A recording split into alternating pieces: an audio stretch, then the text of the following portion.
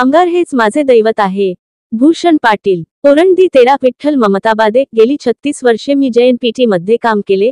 22 वर्षे मी विश्वास म्हणून काम पाहिले. कामगारांमुळेच मला हा बहुमान मिळाला आहे. कामगारांचे माझ्यावर जीवापाड प्रेम व संघटनेबद्दलची कामगारांची निष्ठा यामुळेच मी येथे उभा आहे. कॉम्रेड हीच माझी ओळख आहे. मला शेठ म्हणू नका, मला साहेब म्हणू नका, मला कॉम्रेड म्हणा. माझ्यासाठी सर्वात मोठे पद कॉम्रेड आहे. मी अनेक देश विदेशात गेलो, तिथल्या अनुभवाच्या ज्ञानाचा फायदा कामगारांच्या हितासाठी केला. देशभरात फिरून आलो. मला प्रवासासाठी 4 व्हीलर वाहन सुद्धा कामगारांनी घेऊन दिला. त्यामुळे माझ्या जीवनामध्ये व प्रत्येक यशामध्ये सर्वात मोठा वाटा माझ्या कामगारांचा आहे. त्यामुळे कामगार हेच माझे दैवत आहेत. कामगारांना मी कधीच विसरणार नाही. निवृत्तीनंतर सुद्धा शरीरात जोपर्यंत श्वास आहे तोपर्यंत मी प्रत्येक कार्यक्रमात, संप, आंदोलनात सक्रिय राहीन. गोरगरिबांना न्याय देण्याचा प्रयत्न करेन असे प्रतिपादन कॉम्रेड भूषण पाटील यांनी उरण येथे केले. JNPTचे माजी विश्वास, JNPTचे कर्मचारी कॉम्रेड भूषण पाटील यांच्या 60व्या वाढदिवसाचे तसेच JNPA सेवापूर्ती सन्मान सोहळ्याचे आयोजन बहुउद्देशीय सभागृह JNPA उरण येथे करण्यात आले होते. यावेळी ते बोलत होते. यावेळी भूषण पाटील, कुंदा भूषण पाटील, कामगार नेते मनोज यादव, माजी अध्यक्ष किशोर घरत, डेप्युटी जनरल सेक्रेटरी MS कोळी, विद्यमान अध्यक्ष दिनेश घरत, कार्याध्यक्ष गणेश घरत, उपाध्यक्ष जगजीवन भोईर, उपाध्यक्ष नंदू म्हात्रे, राजेश घरत, नामदेव चिमणे, माजी अध्यक्ष HU म्हात्रे, माजी अध्यक्ष प्रशांत भगत, माजी उपाध्यक्ष मदन पाटील, युनियन पदाधिकारी संदीप पाटील, हिरामण पाटील, किसन म्हात्रे आदी मान्यवर उपस्थित होते. पुढे मार्गदर्शन करताना कॉम्रेड भूषण पाटील यांनी जनशक्ती हीच मोठी शक्ती आहे. युनियनला विसरू नका. जनसेवा सेवा हीच ईश्वर सेवा आहे.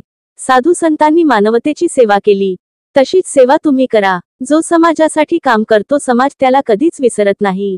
सर्वांनी एकत्र येऊन अन्यायाविरुद्ध लढा उभारा.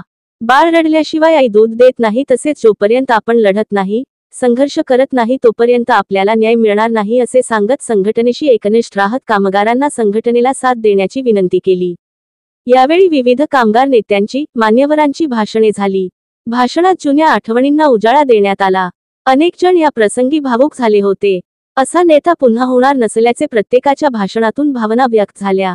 जिल्हा परिषद सदस्य विजय भोईर, उद्योजक विकास भोईर, भाजपचे नेते पंडित घरत, कामगार नेते रवी घरत, उरण सामाजिक संस्थेचे अध्यक्ष सुधाकर पाटील, सरचिटणीस संतोष पवार, रायगड भूषण यशवंत ठाकूर, महिला सामाजिक कार्यकर्त्या तृप्ती भोईर आदी विविध क्षेत्रातील मान्यवरांनी भूषण पाटील यांना भेटून त्यांच्याविषयी कृतज्ञता व्यक्त करत पुढील वाटचालीसाठी शुभेच्छा दिल्या.